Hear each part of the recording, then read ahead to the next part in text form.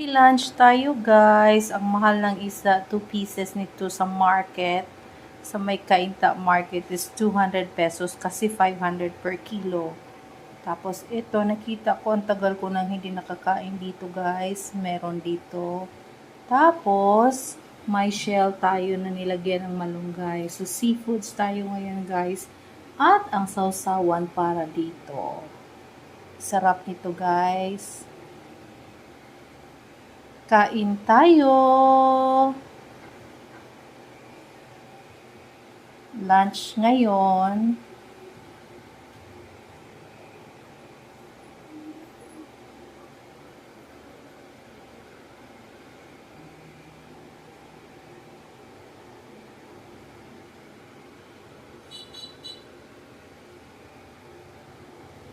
And of course, my rice. Konting rice.